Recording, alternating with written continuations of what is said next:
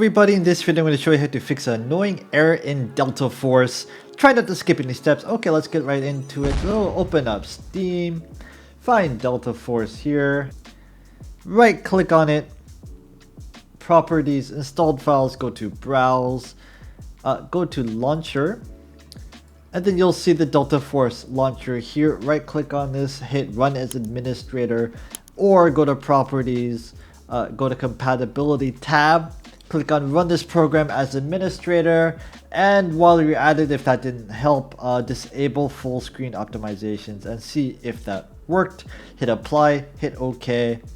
After this, you want to verify integrity of game files. So in the same thing here, click on Verify Integrity of Game Files and see if that works. The next thing you want to do is try to run Delta Force under DirectX 11. So right click on this, go to Properties, under Launch Options, go to -DX11, close this, launch a game, and see if that fixes the issue.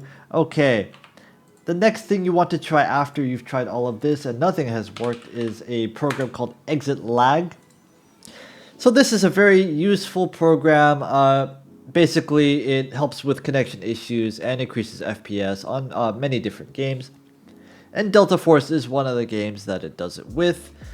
It basically finds the servers closest to you and connects you to them. So it analyzes the closest routes to you in Asia. You can also put in Steam.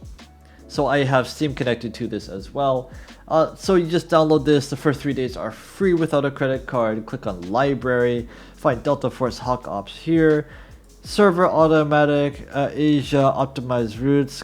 Click on Optimize Routes and it will optimize the routes. This will solve a lot of different issues if you launch it through this thing. So be sure to give it a try. It is free, to see if it works. And that is it. If my video helped you, please subscribe and leave the video a like. If it didn't help you, leave the video a comment and I'll do my best to get back to you.